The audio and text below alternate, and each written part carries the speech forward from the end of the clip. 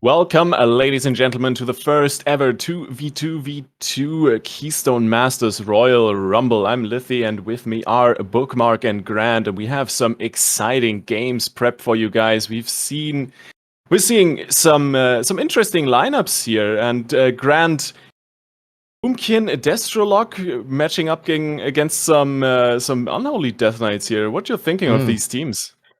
Yeah, it's kind of interesting. You see the team FFXIV, not sure what that stands for, going with just a pure DPS composition. Of course, trading out that healer, Team PR and Swordlet going for the Resto Druid and the Disc Priest. I like the idea of just going pure damage in such a crazy format. Bookmark, how about you? Is there anything here that really stands out to you? I mean, the whole format stands out to me for one, Grant. But I'm just taking a look at what's going on here, right? I mean, we've got this Restoration Druid and this Unholy Death Knight. We have a Discipline Priest and Unholy Death Knight. And then we have this Boomkin Destruction Warlock, right? And taking a look at this, if we was looking at this double DPS composition of this FFXIV that we don't know what that is thing, going in a normal format into any of these other teams, there's a lot of synergy there between these two classes, right? I mean, both of these classes, granted that they share the same DR on their CCs and things like that, but there's a lot of burst potential, a lot of setup potential. They can peel each other really, really well. I think that throwing this into the 2v2v2v2, these guys are most likely to be the target. I mean, if I was looking at these on one of these DKs, I'd just be trying to single down that Warlock, right? I'd be like, where's that guy's port positioned? I'm just going to rail this guy into the ground. And if his port's in a really bad spot, then you could probably consider looking at the Boomkin Druid. Alternatively, I think if it's not going to be any of those that they can't connect, the Discipline Priest is going to be the target for sure. Yeah, Discipline Priest historically not really great at living through a continuous pain train. And additionally, we're looking at two melee DPS on two of the teams here, and FFXEV that we don't know what that name stands for. That's a double range comp, and in this arena, especially with multiple teams wailing in on each other, ranged advantage can be quite nice. So these guys might actually have a decent position to work this one out. But we are looking at a Taldazar. We have the team start out on each on one of these little bridges here, and in the middle there's this big arena. Of course, rule-wise, just so you guys are aware, if you get knocked down into the pit where usually Rezan resides, you are not out of it. You can mount up, run back up. Don't fly. That's prohibited. But you're able to find your way back in if it's enough time to rejoin your teammate before they get slaughtered, and it's gonna be a good time. At least we hope so. And guys, I think unless you have anything else to add on to this, we could jump over into the gameplay and get ready for some action here. I just want to say, sorry, Grant. I just want to say that's really interesting about the idea of the bridges, right? And you can come back up because both the Druid and the Warlock have a knock, right? So it could be a really interesting strategy if they chose to do that. Bringing the Priest in there as well. I mean, I don't know. We might be seeing some ping pong going on today here, guys. 20 seconds on the clock until this game starts. Really excited to see how this match unfolds in the starting. Yeah, I can't wait to see how it works out on a Taldazar. Obviously, you can't practice this either. You can't sit up, go into queue, and practice your 2v2v2 Royal Rumble skills. You've got to adapt on the fly. You've got to identify your targets. And also, there could be a time here where 4 players go on you, and you have to try and survive. But now with the match starting here, we can see everyone running forward, and it's time to see how this is going to work out. You have the team of Ray and Gins on that Destro balance. Of course, Raven and Pico, Unholy and Resto Druid. And already we're seeing some combat coming down here. Grip coming in from one of our DKs. Yeah, and you immediately see the ranged advantage here. The Boomy and the Warlock in the back just hammering away at the DKs. Big damage going out on the Priest, actually. Barrier traded, as well as the Paints are massive damage going in, dropping to 5%, but able to get some line of sight action in here for the protection. Gets the AMZ down from the teammate as well. The nice number of CDs traded here. And I mean, Team FFXEV just sitting in the back here, hammering away. Big damage going in on the Druid healer here, Bookmark. That might just be a kill. The absolute power of this Destruction Warlock and Boomkin just slaughtering that Restoration Druid. However, Team PR still have Raven alive on that Death Knight. Unless he's just fallen there. Yeah, it looks like Raven's fallen as well, tying this up to a 2v2 FFXIV against Swordlet. Who's going to take it from here? The full clone trying to connect out over onto the Priest. Great play there, ranging that. Good job there, Patrick. Enabling his Death Knight to push in and get more and more aggressive. But looking at the health pool of this Warlock and this Druid and the position they got going on here, they are in a good spot, but the Warlock's overextending massively here. No incoming heals from the Druid to support for now. Looks like this Warlock might be in a little bit of trouble. Yeah, we can already see that our balanced Druid Ray is having to run forward to try and save his teammate here. We do have a bit of a kite going down, but he's so low and he will go down, taking this to a 2v1. Healthstone. He's going to be able to survive. Oh my god. We can see there that Ray getting very, very low. It's still a 2v2, but just look at the healing coming in here, the grip coming in as well onto our Warlock, our Destro Warlock. He's so low, he finally falls down, and now we have a 2v1, and it does look like our priest composition here of Patrick and Prophet are going to be able to close this up as soon as they can take down that balanced Druid. Yeah, Druid falls, and Team PR are gonna claim this first map for themselves. What a beautiful mess of a match this was. Great performance by these two. I think we do have to talk about, though, that huge burst potential coming out of FFX IV, because Ray and Gins, they did so much damage in the opening minute of that fight, completely able to take out Team Swordlet, Prophet and Patrick very quickly. And if they can just find a way to maybe burst down one member of each team, I do not hate their odds. Maybe we're going to see a little bit of a unconventional teamwork coming up. A very, very interesting first map. We do have 4 more maps to go. And Team PR, as we said, getting that first victory on the board. I don't know. If it was me, I'd be sat here assessing this situation and having a look at what I was doing at the start of that last match and be thinking, right, okay, what went down there? The priest almost got destroyed. The raw power of that Dark Soul and that incarnation from the Druid, it just came out from nowhere, and it just caught so many defensive cooldowns on that priest. Although that Swordlet did win, Patrick and Prophet, they took that round. They could have saved that pain suppression. They could have saved that power barrier really early on and could have used it later. But it was just unfortunate for Raven and Team PR, right? I mean, that Raven ended up his team being the target. That Restoration Druid was caught out of position, just got absolutely destroyed there. Didn't put the Iron Bark up on himself and didn't even bark skin either and died. It was really unfortunate there. It was just an oversight, I think, on Pico's end. But yeah, I mean, if I was looking at that, I'd be like, right, okay, guys, we cannot let FFX IV get that range position that they want. We can't allow them to freely unload on us in the start of the fight, right? I mean, it's so huge, the amount of momentum that was gained there. In my mind, FFX IV they should be going down first. They should be the targets. I mean, Lithy, like, if you was on one of those Death Knights or even any of those healers, like, what would you be saying to your teammate right now? No, I think you were pretty much on point there. Pico definitely got caught out a little bit. You could argue that Raven was a little bit of position himself as well. You have that AMZ that you can throw in for that defensive CD, and especially it's so great against this double caster comp of FFXEV to just reduce the incoming burst coming from the Boomkin and the Destrolock, and you can definitely swing things around in your favor there. And after that, a 2v2 against a mirror DK and another healer, you definitely have better chances instead of getting blasted by a double caster DPS. We saw that at the end, Team PR, Swordlet actually being able to pull this one out of the hat, basically. But overall, just a really good match, I think.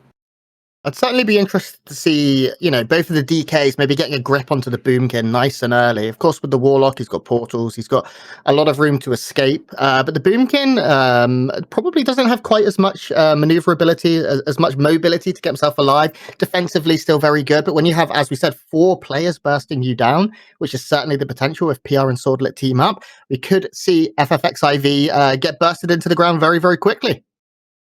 Yeah, Absolutely. I'd like to see it, dude. Sorry, Lithy. I mean, I really want to see it. I want to see this Destruction Warlock without, if he's not got a good port position, not got a good gate, they need to be going on him initially. If not, Boomkin Druid definitely target number 2 for sure.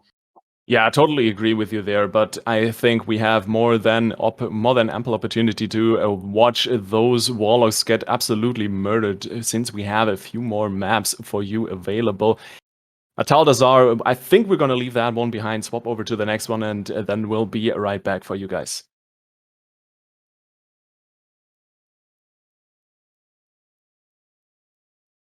Welcome back, everyone. We are heading into the second map of the day, the Court of Spirits. We're matching up in the Shadows of the Necropolis. And here, I'm really curious how this one is going to play out. Bookmark, you already touched on it, that Warlock, he needs to look for better positioning for those gateways, for those ports, play out the advantages of the class correctly. And I'm curious if they will be able to do that here. Yeah, I mean, with this being a different map, a different landscape, it offers a lot of different advantages and disadvantages to each different team. Because what you have to kind of notice here is that there's a lot more line of sight that can come into play on this matchup. I'm sorry, on this map.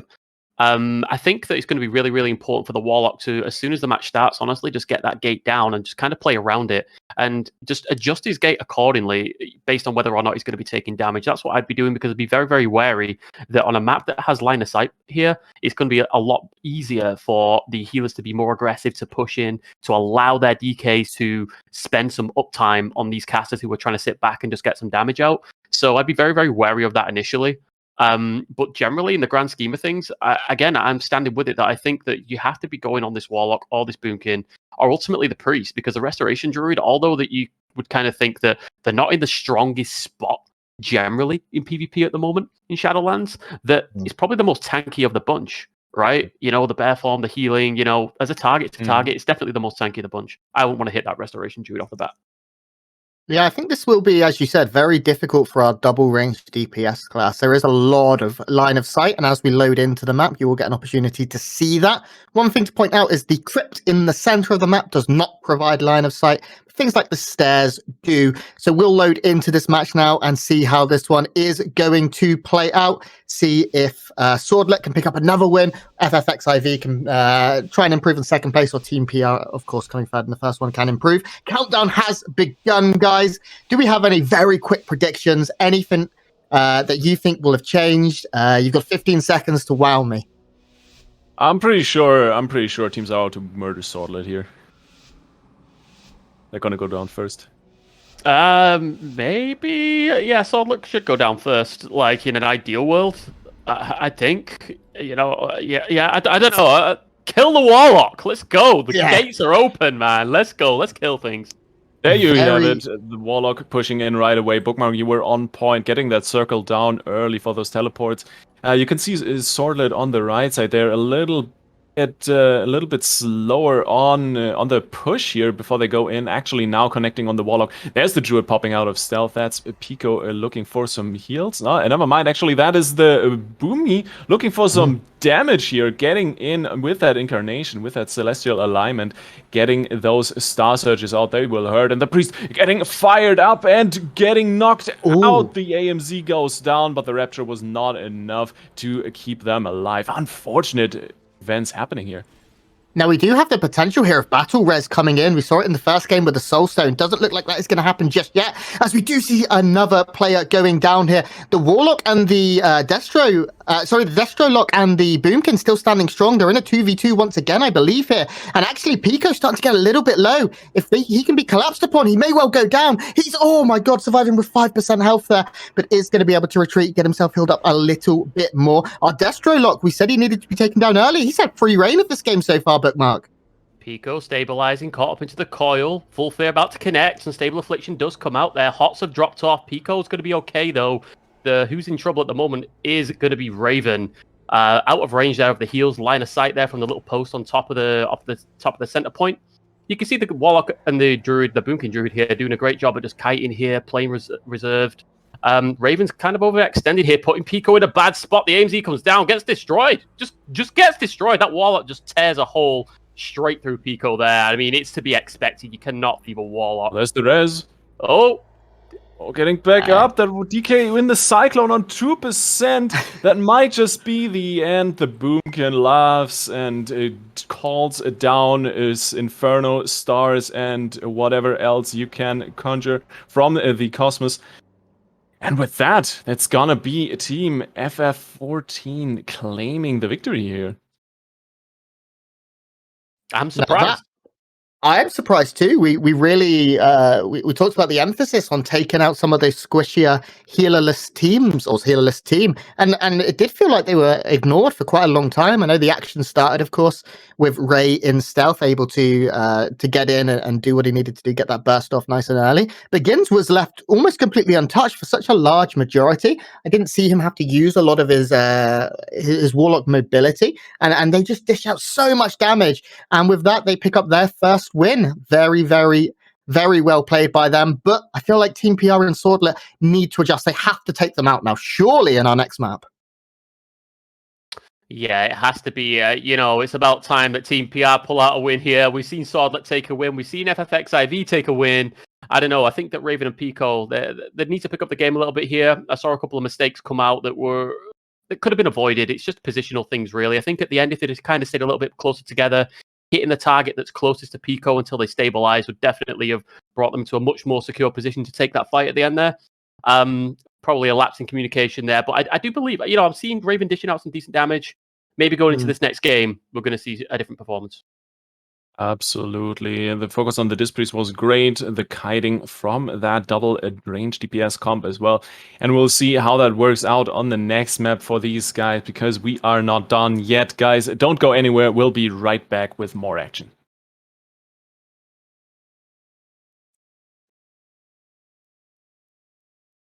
Welcome back once again. Skycaller's Spire is our next point of business, and Swordlet pulling in the reserves, swapping those classes around. Elemental Shaman, Red Paladin is what is up next. So that double DPS coming in now for your second team as well, Grant. What are you thinking?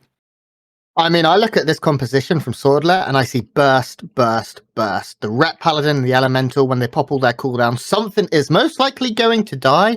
Of course, they have traded off that durability. The healer now gone. That Disc Priest has been traded out, and it's nice to see now we have 6 different specs being played across, I believe, 5 classes. So this one's going to be very chaotic here on Skycaller's Spire. What do you think here, Bookmark? Anything from Team Swordlet that you're excited to see? Yeah, it's definitely going to be interesting, because I'm looking at the problem with the Elemental Shaman, right? In an instance like this, it has problems, it has pros. If he gets time, he can get his flame shocks rolling, and he can line up his burst. There's a lot of ramp up time, right, for an Elemental Shaman in comparison to the other DPS classes here. So I'm just a little bit worried that if he becomes a target really early on, that the rep, if they're going to look to align offensively, the rep might be forced to hold his cooldowns a little too long, and that impacts his healing there as well.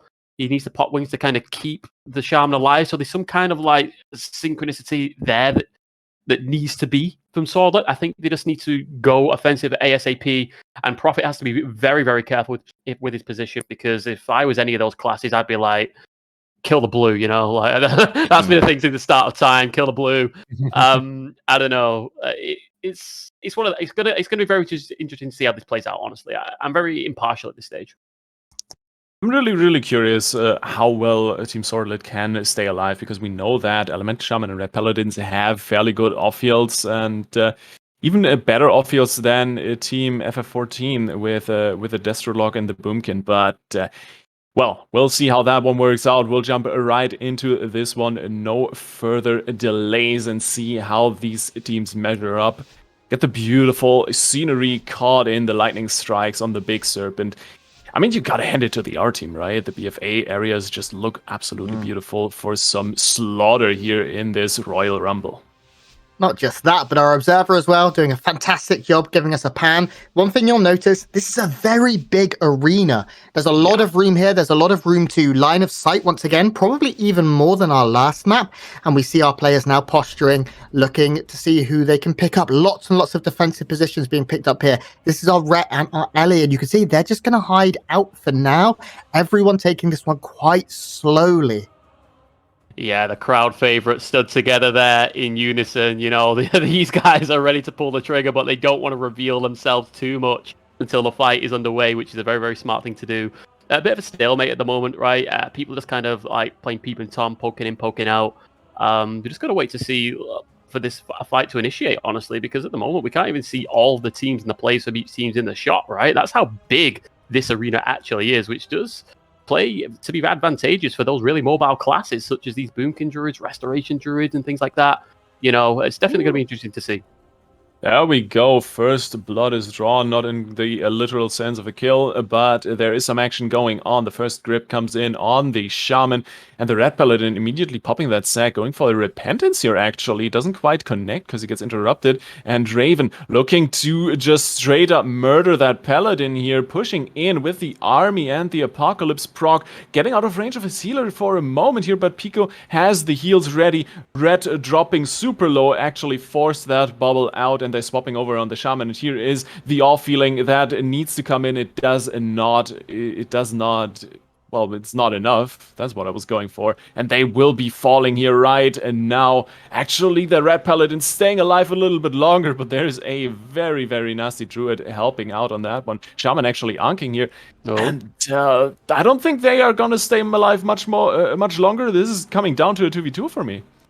I mean, yeah, the peekaboo strats here from FF14, they stayed hidden for a long time and pounced when everyone had already used a lot of cooldowns. Right now, going to be kited out, going to be CC'd just a little bit, but we can see Gins has so much free time again on this Warlock, finding a lot of damage now, going into Pico. Pico dropping low, he's down to just 10%. The AMZ going to come down, it's not going to be enough here. And Ray is able to pick up that kill, playing with the cat here. And now finally, we can see our final remaining DK will go down, and just like that, FF14 pick up another 3 points.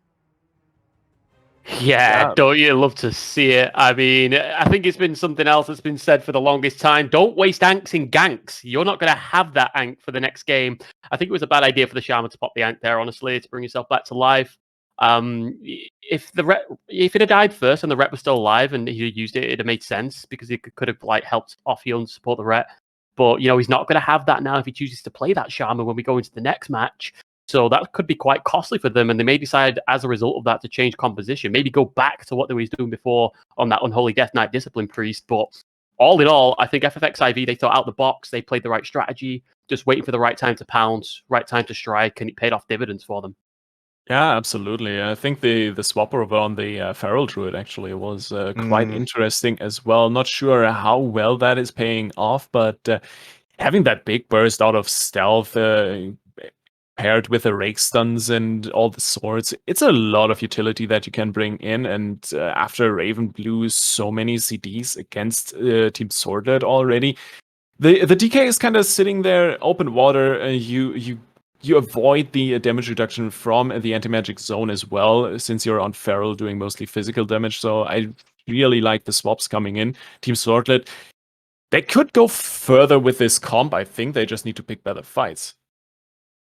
Yeah, I don't think you can allow FF14 to sit and hide for so long. We had the stealth and then the Warlock just sort of hiding around a corner somewhere. You can't burst all your cooldowns in a straight up 2v2 when there's another two hiding around the corner looking to get in. I really did love the stickiness of the Feral Druid from Ray. He was just, they could not peel him off. And as soon as Prophet went down, which was very quick on that alley, as you said, he needed time to ramp, they were in a lot of trouble. And that now gives FF14 a pretty strong lead going up into our next match. Absolutely. 6 points, if not even more, on the board here. They're doing fairly well, but we do have more maps coming up. There is more than enough chances for Team PR and Swordlet to claw their way back in. But we'll go into a quick break and be right back for you guys. More action coming up.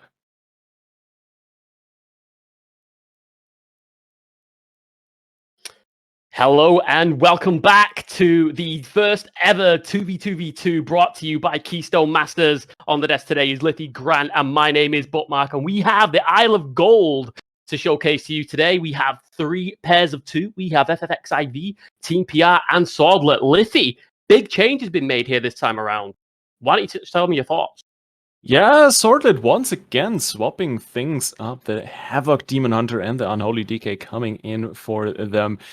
They're still hot on the heels of Team FF14, looking to grab some more points. It's still anyone's game, although if FF14 does manage to pull out a win here, this might just be it for them pulling away into unreachable heights. But I really like this double DPS comp coming out from Swordlet. It's a lot of burst damage, a lot of tankiness as well. from that Demon Hunter leech the survivability. You have Darkness, Blur, Netherwalk, you name it, they have it. And of course, on top, we've seen Raven dominate on that DK so far throughout the day already. It's just great times being on a Holy DK in this setup, and I like the swap. It just really depends on if they can manage to find the fights they need. I think what it's going to be interesting, though. Sorry, Grant. I want to ask you a question. The map, Isle of Gold, the landscape here. What factor could this play into this? I mean, Swordlet rocking the double melee now. It's quite a large map, it looks like. What are your thoughts? Yeah, it's large but small, right? There are definitely areas to hide. Another thing we haven't yet mentioned is there's actually some PvE elements to this, as there are a couple of the enemy NPCs that'll be roaming around looking to get involved in the combat. They could be dealing a little bit of damage, eating up some of those damage abilities as well. It's going to be interesting. I do like FFXIV's comp once again here, and it's going to be up to, I think, Swordlet probably to take them down very early. As points stand, they are ahead right now, sitting at 8. The other two teams tied in second place with 5 points, 3 points for a win here. So FFXIV, if they want to be completely shut down from winning this, they need to go out first. And I think getting a Havoc, if you can close the distance, become very sticky with all of those slows and frustrating abilities alongside Patrick's Unholy, they've got a good opportunity to take out that double range comp. FFXIV, you're right, are chronicling on the points here. They are the front runners, but without further ado, I think it's time that we get on into the match. This is going to be super exciting. Isle of Gold, ladies and gentlemen. FFXIV 8, Swordlet 5, Team PR 5. Who is going to be the target of choice? We're going to find out in 20 seconds. Liffy, what do you have to think? I mean, it's really the option of the team starting in the middle, which side they go first. We can see Team PR here on the bottom right. We have Team Swordlet in the middle. Team FF14 in the middle, and Team Swordlet out on the sides here as well.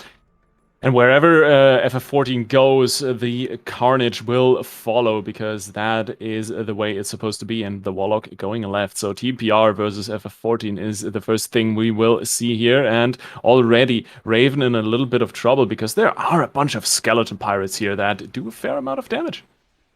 Yeah, these skeleton pirates becoming a bit of an annoyance, forcing out a couple of abilities early, forcing some resources to be used. And behind that, we can see a full clone coming in, and that Warlock getting very, very low, down to just a couple of percent, and he will fall down. Soulstone could be available here, but already we can see Ray being collapsed upon, and this is what we said needed to happen. We needed FF14 to get smashed, and by the way things are looking right now, with Ray now being completely dived on, this could be the way it works out. Boomkin coming in, a lot of damage coming in here from Ray, though.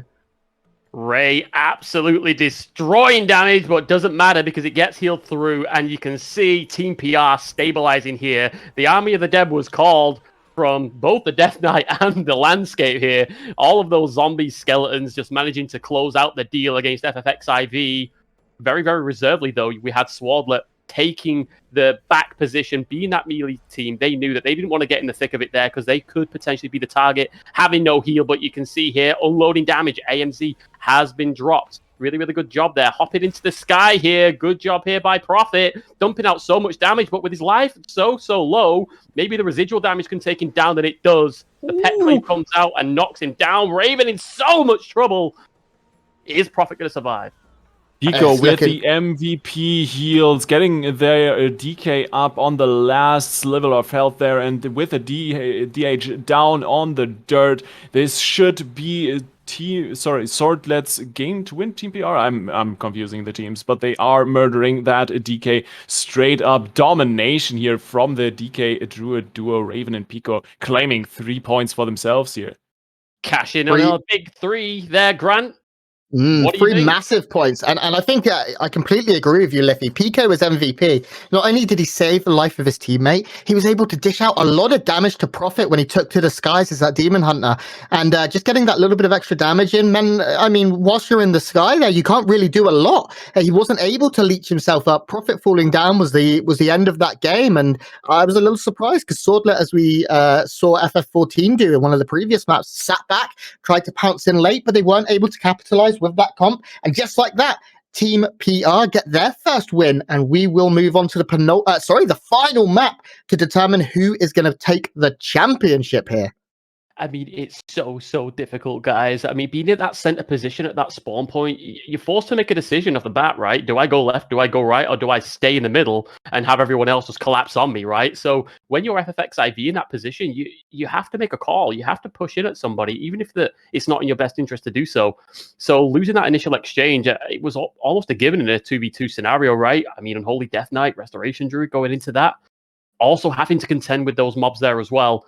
It was just a really rough map for FFX IV, so I don't think we can count them out yet. But Lithy Swordlet, very clever strategy that they use there. I mean, do you think that this is something they're going to look to implement going forward, or do you think that that's just kind of like a wild card that they pulled out of their sleeve after seeing it in the previous game?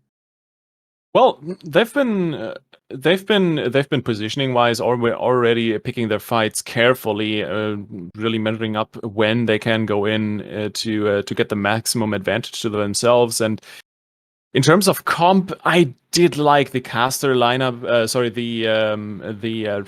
The red shaman lineup. They had a little bit more because it did have a little bit more sustain with those off fields. You have some immunities on the paladin as well, but that Dispriest DK they were running at the very start, that so far seemed to be the best one for Team Swordlet. So I'm a little bit torn on this one. It's definitely not the worst you can go for, but I'm curious what they are going to pull out on the next and last map, because it's still in the ballpark of winning this one for Team Swordlet. Yeah, we're just going to have to see as we go into match number 5 very soon, guys. We'll be right back with the final map to determine who's going to win.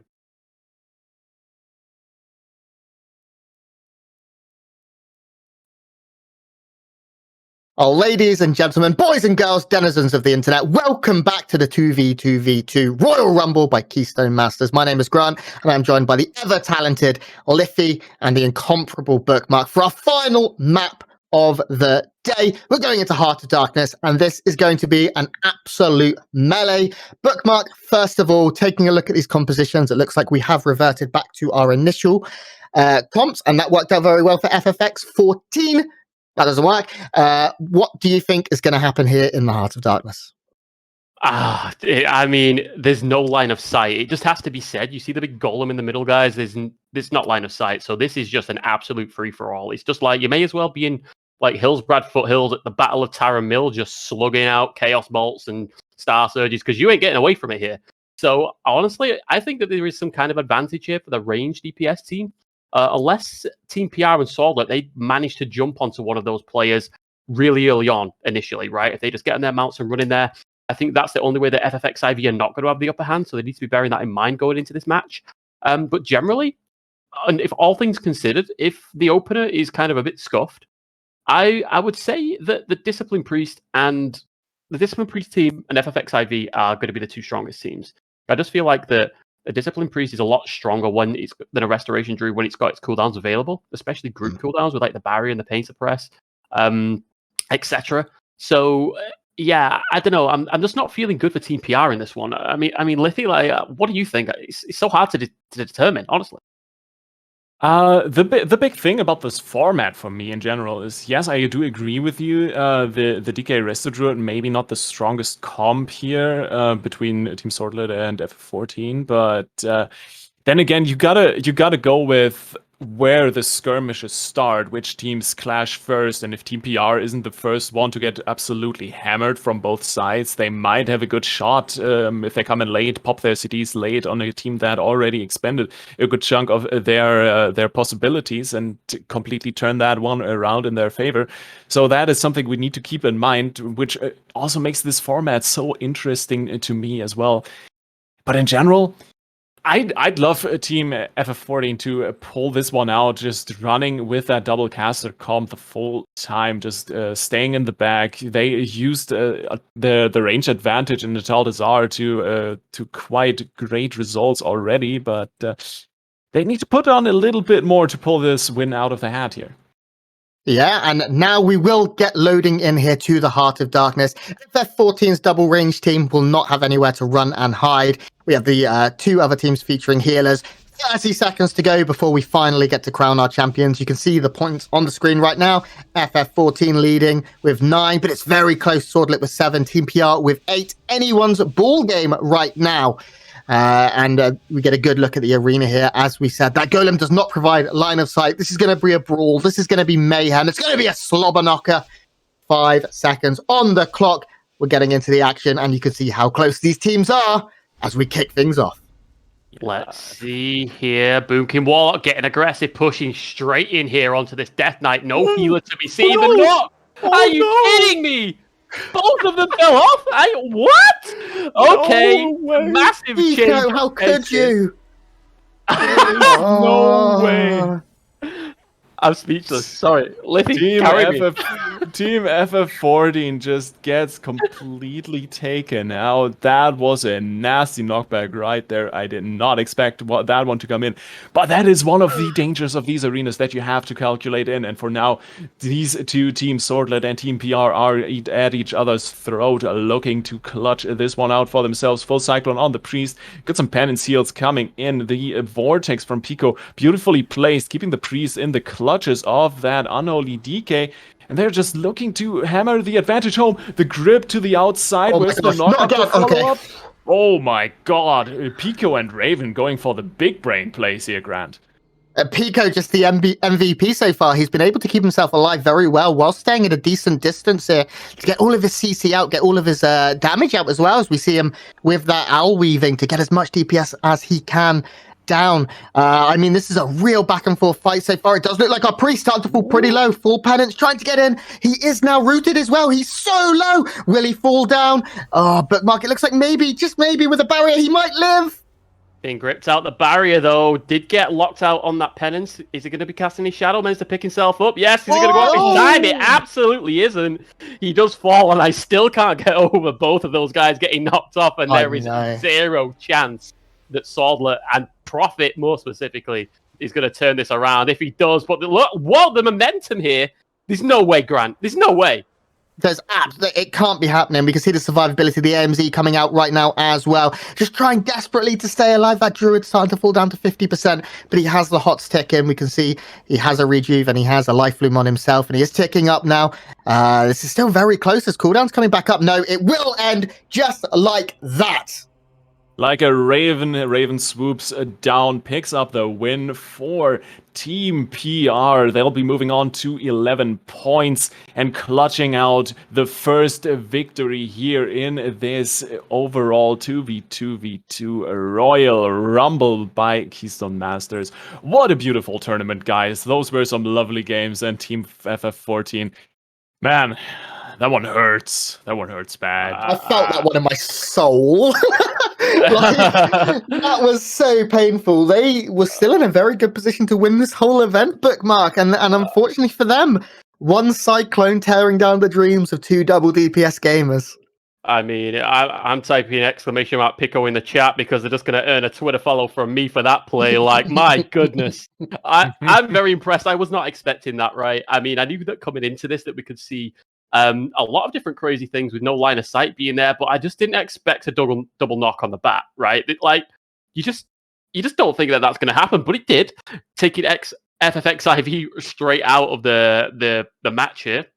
But yeah, honestly, I thought that the game would be a little bit longer, you know, not being inside like an instance arena. There'd be no dampening and whatnot, right?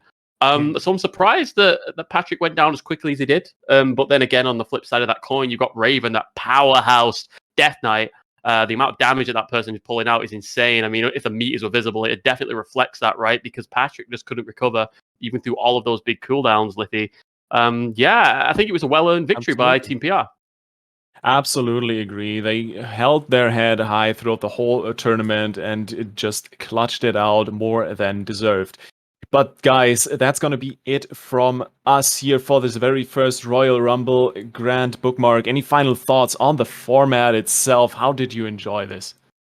I mean, I'm a Pico stan now, first of all. That guy is now #1 in my heart. This was a bunch of fun. I love the choice of the arenas, especially Heart of Darkness, really showing us what an alternative arena can do here.